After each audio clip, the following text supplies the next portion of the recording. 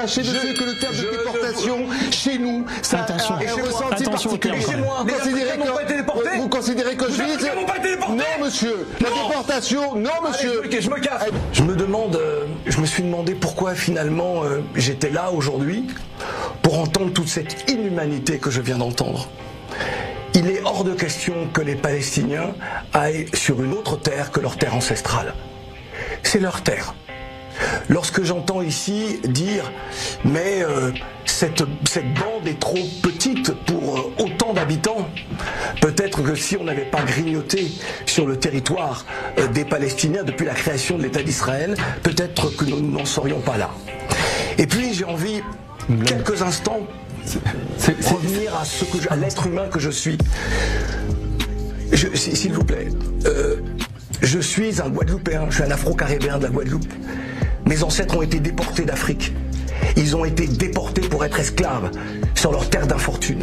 Et aujourd'hui, d'entendre des franco-israéliens, ou en tout cas des francophones, qui appartiennent à la même nation que la mienne, entendre des personnes de confession juive, puisque deux de vos intervenants portent une kippa, de les entendre parler de déportation, me gêne terriblement.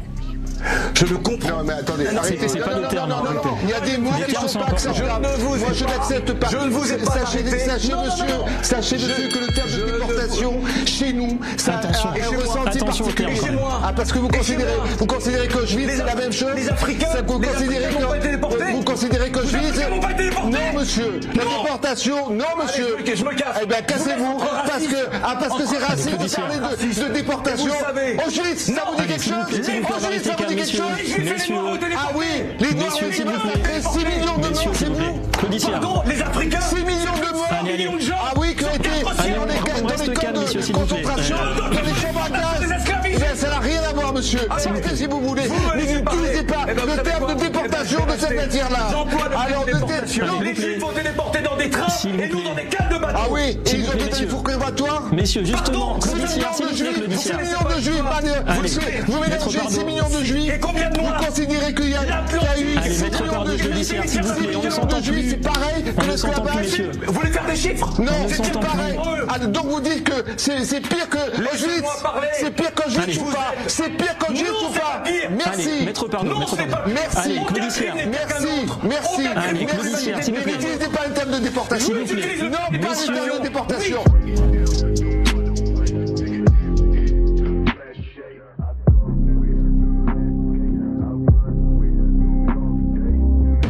D'après M. Pardo et d'après les autres congénères, camarades sur Even4 News, d'après eux, c'est complètement honteux de qualifier la traite des esclaves ou encore même d'autres conflits, hein, comme celui des Rwandais, comme celui des Khmers rouges, comme celui des Arméniens, comme celui des Palestiniens. Voilà, à partir du moment où ça n'est pas J, j'ai envie de dire, pour eux, c'est forcément inférieur. Je suis aussi tombé sur une vidéo assez intéressante. C'est Laurence Haïm qui dit à Macron, qui parle justement du terme crime contre l'humanité qui serait exclusivement lié à la Shoah pour beaucoup de juifs. Il y a un monopole sur le crime contre l'humanité. Les juifs disposent d'un copyright. C'est ce que nous dit Hakim69 sur son compte actualité. On va voir ce qui nous est dit. C'est un reportage sur TF1. Écoutez très bien parce que je pense que ça va en surprendre plus d'un. Ce qui pose problème, c'est le terme qui est un copyright. Crime contre l'humanité. Voilà, il y a un monopole. Ouais. Donc ça, c'est... Ça, je peux avoir le débat avec eux, je suis totalement... Voilà. Totalement... Vous allez avoir le débat avec eux. C'est marrant, parce que Raïm, lui, ne pense pas qu'il y a un copyright sur ce sujet. Mais je pense que c'est générationnel. Mais en tout cas, il y a un problème sur l'expression crime contre l'humanité qui, pour beaucoup de gens dans la communauté juive, ne peut être définie que par rapport à la Shoah. Alors là, mais vous savez, Platon, il dit quelque chose de très intéressant. Il dit que la décadence de la cité commence par la fraude des mots. À partir du moment où on ne peut plus utiliser le terme crime contre l'humanité ou le terme déportation parce qu'il serait attribué et réservé, donc pour lequel il y aurait un copyright, nous sommes dans la décadence de la cité et nous sommes dans la fraude des mots. Les mots n'ont plus le sens qui leur a été attribué à la naissance, même si un mot ne naît pas en réalité. Et là, on se rend compte qu'on est vraiment dans une société où on est dans le mensonge, on nous ment. On affabule, on manipule les mots, on manipule les expressions, on manipule les peuples. Et je vois même qu'on manipule les faits historiques, parce que là, on veut nous faire croire qu'un fait historique, sous prétexte qu'il y a une souffrance, est supérieur à une autre. Aujourd'hui, on te fait croire que chez les chrétiens, la majorité, c'est des prêtres qui touchent le zizi des petits, donc les cathos, c'est des pervers coincés du cul.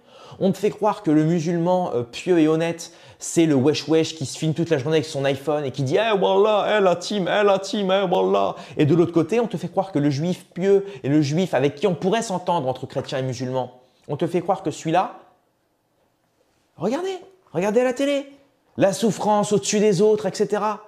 Et voilà, et encore une fois, il va y avoir des gens qui pensent que tous les juifs, c'est des mecs comme Monsieur Pardo, Maître Pardo, excusez-moi, ou encore d'autres, voilà, qui disent qu'il y a une souffrance au-dessus des autres. Et encore une fois, le peuple se fait bouffer, on empêche de dialoguer. Ça nous empêche de dialoguer, de se réconcilier et de s'unir contre l'ennemi commun, qui nous tourne vers des choses périssables, vers des biens matériels et périssables pour lesquels on s'entretue. Parce qu'en réalité, c'est ça. Et moi, je suis contre ça. Et c'est avec ma chaîne, j'essaye justement d'élever un peu le débat.